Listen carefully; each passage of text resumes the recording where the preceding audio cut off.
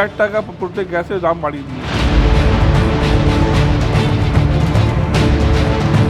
বাইরের প্রায় 20% শুনছি নাকি রেস্টুরেন্ট বন্ধ হয়ে গেছে। 3,500 টাকা দিলেও পাওয়া যাচ্ছে না। কলকাতাতে এগুলোর এফেক্ট একটু বেশিই পড়ে। মধ্যপ্রাচ্যের যুদ্ধের জেরে বন্ধ হরমুজ প্রণালী, আমদানিতে ধাক্কা, দাম বাড়ল গৃহস্থলীর গ্যাস ও বাণিজ্যিক গ্যাসের। পরিস্থিতি এমন জায়গায় গিয়ে দাঁড়িয়েছে যে এজমা জারি করতে হলো কেন্দ্র সরকারকে। আর এরই প্রভাব পড়েছে কলকাতার ছোট থেকে বড় হোটেল ও রেস্তোরাঁগুলোতে। এই গ্যাসের সংকটের জেরে হোটেল ও রেস্তোরাঁ একেবারে বন্ধের আশঙ্কায়। ঠিক এই নিয়ে কি বলছেন ব্যবসায়ী থেকে শুরু করে গ্রাহক উভয়?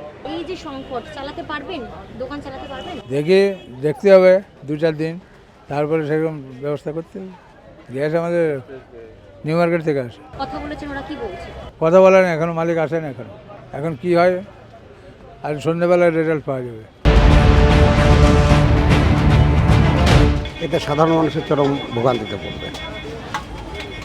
সাধারণ মানুষ, যারা নিম্ন শ্রেণীর মানুষ আছে, চরম ভোগান্তিতে পড়বে।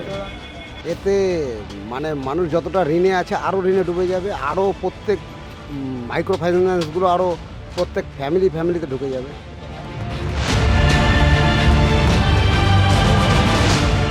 লোকে খাওয়াটাও কন্ট্রোল করবে। এবারে আমি যতটা খেতাম আমি যদি 100 টাকা এখন স্পেন্ড করার আমার ছিল করতাম, এখন আই রিডিউস টু দ্যাট 50-40, এটাই হবে। আর কি হবে? কলকাতাতে এগুলোর এফেক্ট একটু বেশিই পড়ে, কেন আমরা একটু অল্পতেই উতলা হয়ে উঠি। That is the problem. Other ওই সেরকম কিছু হয়নি এখনও পৃথিবীতে, কিন্তু we are very sensitive, over sensitive. That is the reason যার জন্য কলকাতাতে এই প্রবলেম।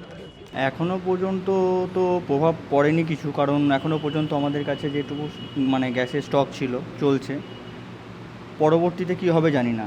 এটুকু দেখতে পাচ্ছি যে বাইরের অনেক রেস্টুরেন্ট বন্ধ হয়ে গেছে। বাইরের প্রায় 20% শুনছি নাকি রেস্টুরেন্ট বন্ধ হয়ে গেছে। তো পরবর্তীতে যদি গ্যাস না পাওয়া যায় তাহলে আমাদেরকে সংকটের মধ্যে পড়তে হবে। এখনও পর্যন্ত আমরা পড়িনি, তো দেখাই যাক কী হয়।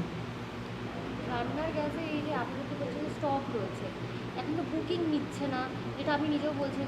মানে আজকের দিনটা চলে যাবে, কাল থেকে কি হবে সেটা আমরা জানি না। বুকিংয়ের একটু অসুবিধা হচ্ছে, কারণ কালকে মানে গ্যাসের অর্ডার দেওয়া হয়েছিল, তো তারা রিসিভ করেননি। এবার দেখা যাক কী হয়। আমরা যদি গ্যাস না পাই তাহলে তো রান্নাবান্না, গ্যাস যদি না পাই তাহলে তো রান্নাবান্না করাই যাবে না। তো দেখা যাক কী হয়।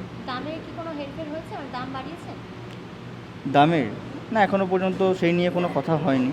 এবার পুরো মানে দেশে যদি দাম বাড়ে তো আমাদের এখানেও দাম বাড়াবে। মেনু কি কমিয়েছেন নাকি যা মেনু ছিল তাই আছে? যা মেনু ছিল তাই আছে, কিন্তু গ্যাস যদি না পাওয়া যায় তাহলে তখন কিছু করার নেই। কাস্টমার কেমন হচ্ছে?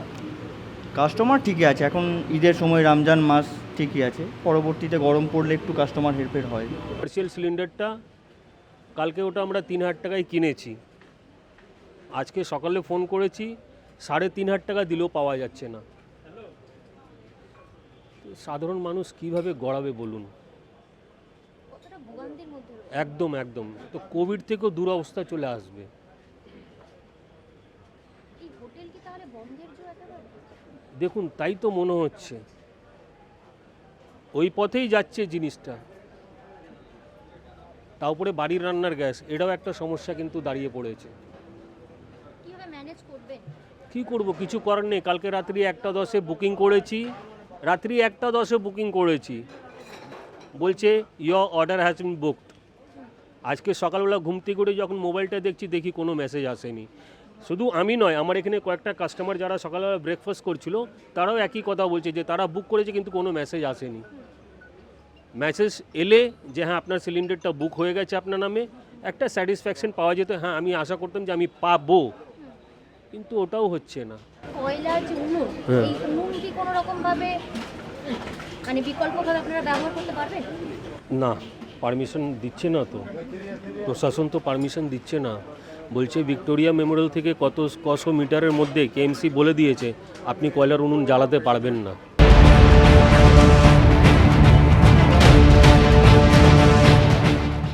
আমরা 60% সাপ্লাই আমি পাচ্ছি। অ্যান্ড ওটা খুব যত্ন করে মানে অনেক ভেন্ডারকে, পুরোনো ভেন্ডারকে রিকোয়েস্ট করে বা নতুন তৈরি করে এখন এই যে পরিস্থিতি হয়েছে, মার্কেটে গ্যাস পাওয়া যাচ্ছে না। তো আমাদের এই বড় রেস্টুরেন্ট, অত বড় বড় মানে এখানে হাঁডিগুলো তৈরি হয়, প্রায় 1000 লোক খেয়ে যায়। তো এখানে মানে এই সাপ্লাইটাকে কীভাবে ম্যানেজ করতে হবে, ইন্ডাকশন বিল এটা কাজ করবে না।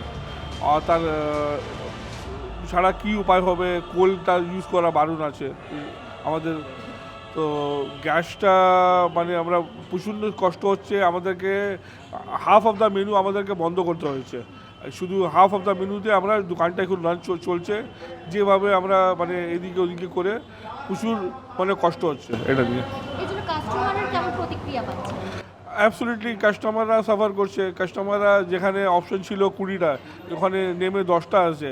তো কাস্টমাররা ওখানে ওরা ইরিটেট ফিল করছে যে আপনারা অত বড় দোকান খুলে রেখেছেন আর এখানে আপনারা সাপ্লাই দিতে পারছেন না, তাহলে কেন করে? তো ডেফিনেটলি কাস্টমারটাও অনেকটা মানে ছিটকে গেছে। যেখানে ব্যবসাটা 1 টাকা ছিল ওখানে নেমে ওটা 50 পয়সা চলে এসছে, বিকজ মেনু হাফ হয়ে গেছে। তো যারা মাইন্ড সেট আছে কি আমি রেজালা খাবো, তো রেজালাই খাবে। ওরা তো আজা বিরিয়ানি খাবে, তো বিরিয়ানি খাবে। তো এইটার জন্য আমাদের ব্যবসাটা প্রচণ্ড এফেক্টেড হয়েছে। যেখানে দাম আমরা কিনছি 1900 টাকাতে, এখন সেটা আমরা মানে অনেক রিকোয়েস্ট করে 2800 টাকা 2900 টাকা ওরা সাপ্লাই করছে। তাও মানে দামটা এফেক্ট করছে। আলটিমেটলি আমাদেরকে কী করতে হবে, প্রাইসটা হাইক করতে হবে। কিন্তু that is not the solution. এটা ঠিক না, কিন্তু যেটা অলরেডি দামটা মার্কেট ইজ অলরেডি হাই।